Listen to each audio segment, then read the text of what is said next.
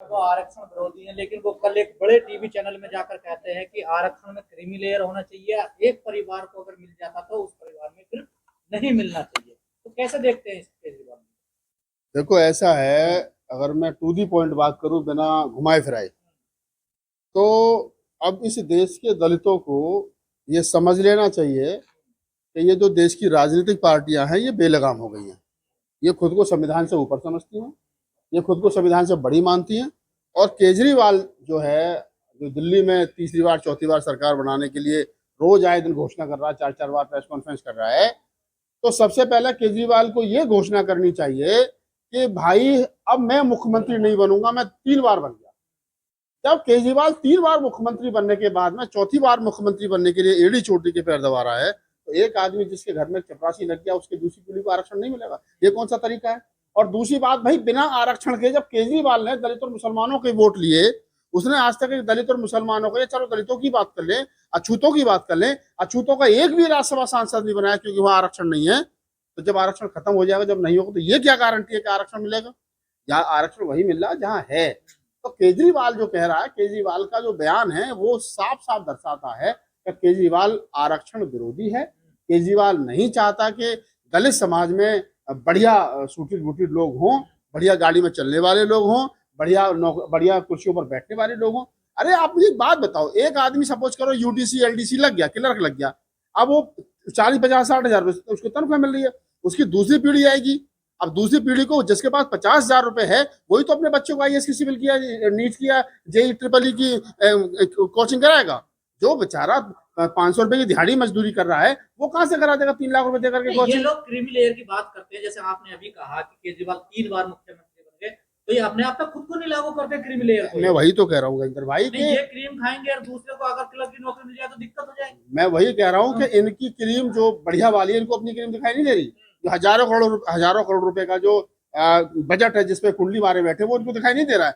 लेकिन अगर दलित कहीं पहुंच गया, उसके खाते में कहीं से लाख रुपए महीने आ रहे हैं सरकारी सिस्टम के तहत, बाबा साहब के संघर्ष के तहत, तो इनको वो लाख रुपए दिख रहे हैं। इनकी नजर उसके लाख रुपए का, लाख ये बंद होने चाहिए। और लाख किसको देंगे? लाख के दूसरे को लेकर गए। अरे भाई दूसरे को भी दो। हम केजरीवाल इस बात को क्यों नहीं कहता कि बैकलॉग पूरा करेंगे? केजरीवाल बताया कि जब से वो मुख्यमंत्री बना और टिल आज तक कितनी सरकारी नौकरी नहीं निकली और कितने शेड्यूल कास्ट नौकरी मिली है, इस बात तो पहले बहस करो ना। मैं तो पिछली बार आरटी लगाया तो 498 लोगों को नौकरी मिली अभी तक दिल्ली में है। तो सारी समस्याओं का जड़ आरक्षण ही क्या? हर कोई उठता आरक्षण, सारी समस्याओं का जड़ आरक्षण नहीं है, सारी समस्याओं का जड़, सारी समस्याओं की जड़ जातिवाद है। और जिन लोगों के दिमाग में जातिवाद का जहर घुल रहा है, वो जहर जो है वो समस्या की जड़ है। केजरीवाल को चाहिए इस देश में जाति विहीन समाज बने। केजरीवाल को चाहिए कि अपनी कैबिनेट में अच्छे अच्छे मंत्रालय जो है वो दलितों को दे। अरे भाई दलित क्या इसमें समाज में सरकारों में सिर्फ क्या सोशल वेलफेयर मंत्रालय चलाने के लिए पैदा हुई है क्या? जिस सरकार में देखो, साहब Rajendra Pal Gautam social welfare, Sandeep Valmiki social welfare, Rajkumar Anand social welfare. अरे सामाजिक न्याय हम ही करेंगे भाई, इसे तुम चला लो, हमें जल मंत्रालय दो, हमें शिक्षा मंत्रालय दो, बढ़िया बढ़िया मंत्रालय रखोगे तुम। एक दलित मंत्री बनाना क्योंकि मजबूरी है तुम्हारी, और उसी में तुम कैसा मंत्रालय दोगे, बस वही दोगे, तब यही मंत्रालय खत्म कर दो फिर। तो केजरीवाल को चाहिए कि तुम पहले सामाजिक न्याय की बात अपनी पार्टी में करो। बाबा साहब डॉक्टर अम्बेडकर की फोटो लगाने से काम नहीं चलेगा, बाबा साहब डॉक्टर अम्बेडकर के सिद्धांत पर चलने से काम चलेगा। और बाबा साहब डॉक्टर अम्बेडकर का सिद्धांत था कि देश का जो अछूत है, जो हजारों साल से पीड़ित है, शोषित है, उसका दमन हुआ है, और हजारों पीर पैगंबर इस धरती पर पैदा हुई है, उसका कोई भला नहीं कर पाया। थोड़ा बहुत इस आरक्षण से उसका भला हुआ है। ये आरक्षण होना चाहिए, जब तक होना चाहिए जब तक कि इस देश के अंदर जातिवाद है। क्या कोई सवर्ण समाज का आदमी अपनी जाति छोड़ने को तैयार है?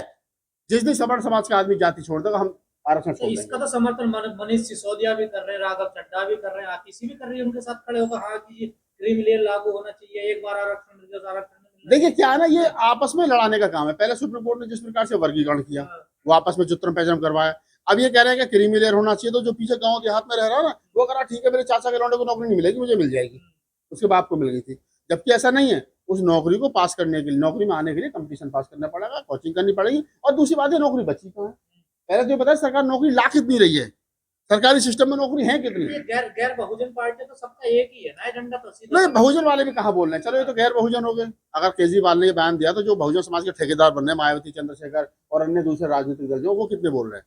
और फिर आरक्षण को तो बोलते यानी हैं। अरे भाई साहब, इस देश में टोटल बजट में 22.5% S C S T welfare का बजट होता था। इस बार 15% कम कर दिया, 7% दिया। कौन बोला है बताओ? क्या मायावती जी ट्वीट किया?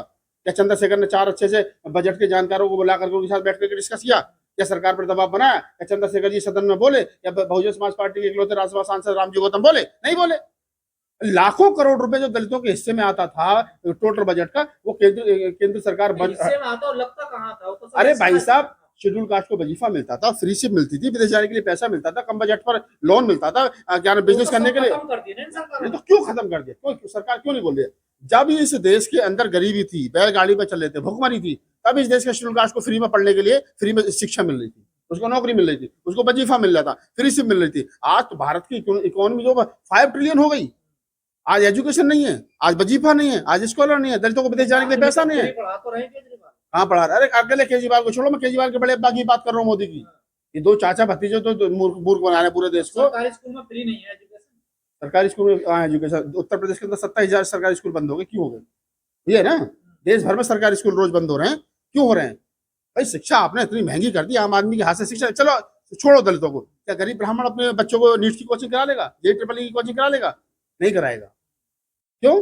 क्योंकि शिक्षा इतनी महंगी की। और ये बुनियादी सवाल है, इस पर प्रत्येक आदमी को बोलना चाहिए, चाहे वो ब्राह्मण है, चाहे क्षत्रिय, वैसे अछूत, OBC, SC ST कोई भी है, उसको बोलना चाहिए। जिस प्रकार से बौद्ध भिक्षुओं का उस दिन अपमान हुआ, उनको गाड़ी में पुलिस ले गई जो केजरीवाल से मिलने गए, उस पूरी घटना को आप कैसे देख रहे हैं? मैं उस घटना का पूर्णतः निंदा करता हूँ। वो नहीं होना चाहिए। जो बौद्ध भिक्षु हमारे लिए पूजनीय है, जिनका हम चीवर भी नहीं छू सकते, दूर से जिनको प्रणाम करते हैं, उनके चीवर को पकड़ करके उन्हें अपराधियों की तरीके से गाड़ी में ठूसा गया, ये दंडनीय अपराध है। और मैं कह रहा हूँ केजरीवाल को उसकी सजा मिलेगी। मैंने एक बार कहा था, जब अफगानिस्तान में बुद्ध की मूर्ति बम छोड़ाई गई थी, मैंने कहा पतन हो जाएगा, पंगा मत लो, एक खामोश रहने वाला समाज है, लेकिन दिल से अगर कुछ निकलेगा तो खाली नहीं जाएगा। आज बौद्ध भिक्षुओं को जिस प्रकार से उनका चीवर खींच करके गाड़ियों में ठूस दिया गया, ये खाली नहीं जाएगा। हो सकता है केजरीवाल जी हाथ मलते रह जाए, कुछ और ही हो जाए। तो कह रहे हैं पुलिस तो बीजेपी की है। पुलिस को बीजेपी की बुलाई किसने थी? केजरीवाल घर से बाहर निकल कर कहते कहते हाँ बैठो, चाय चाय पियेंगे। हम भी गए थे एक बार राहुल गांधी के घर के सामने प्रोटेस्ट करने 2011 में। राहुल गांधी ने अंदर बुलाए, समोसे खिलाए थे। हम भी गए थे कई नेताओं को घेराव करने, कभी किसी ने नहीं कहा पुलिस बुला करके। उम्मीद थी केजरीवाल समोसे बिल्कुल उम्मीद थी, कहीं कहेंगे कि भाई बहुत भिक्षु मिलने के लिए आए, तो केजरीवाल को चाहिए था दरवाजा खोलकर स्वागत करता, गुरु जी आइए बैठे, क्या समझते बताओ? इतना बड़ा दिल नहीं था केजरीवाल का। राजनीतिक पार्टी के लोग भी थे ना। तो राजनीतिक पार्टी के लोग थे तो बौद्ध भिक्षु को चाहिए वो राजनीतिक पार्टियों के हाथ में, नेताओं के हाथ में ना खेले, अपना आंदोलन खुद लड़े। कांग्रेस के नेता थे। मैं क्या करूं, कांग्रेस का हो, किसी भी राजनीतिक दल का हो, अगर किसी भी बौद्ध भिक्षु को लगता है कि अब बहुत राजनीतिकरण हो रहा है तो उससे दूर रहना चाहिए। लेकिन नागपाल जी एक तरफ जो है, जो केजरीवाल और बाबा साहब की बात करते हैं, भगत सिंह की बात करते हैं, आरक्षण की बात जब आती है कहते हैं इसको खत्म कर दो, तो बाबा साहब को मानते हैं फिर आरक्षण को नहीं मानते हैं? बाबा साहब की फोटो को मानते हैं, भगत सिंह की फोटो को मानते हैं, बाबा साहब को नहीं मानते, भगत सिंह को नहीं मानते।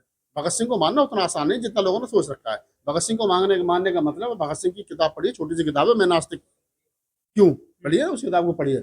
जिस दिन अगर भगत सिंह को मानेंगे तो केजरीवाल फिर हनुमान मंदिर नहीं जाएंगे, वो नास्तिक हो जाएंगे। अगर अम्बेडकर को मानेंगे तो फिर वो अन्याय नहीं करेंगे, न्याय की कसौटी पर संविधान की बात करेंगे। ये सब फुद्दू बनाने का जुगाड़ है, ये मूर्ख बनाने का जुगाड़ है। दिल्ली के जो दलित हैं वो फ्री बिजली पानी चाहिए उनको, या फिर अधिकार चाहिए संविधान में दिए हैं आरक्षण की? केजरीवाल बिजली पानी फ्री दे रहा है, XYZ कुछ भी दे रहा है, फ्री वो दे रहा है, बस की यात्रा दे रहा है, अपने घर से तो दे नहीं रहा है। इस देश के अंदर अगर 25% शेड्यूल कास्ट की आबादी है, शेड्यूल ट्राइब की आबादी है, तो हम 5 रुपए का बिस्किट भी खरीदते हैं तो उस पर भी टैक्स देते हैं। तो हमारे टैक्स के पैसों से वो सब चल रहा है। केजरीवाल अपने अब्बा की जमीन बेच करके ला कर नहीं दे रहा हमें।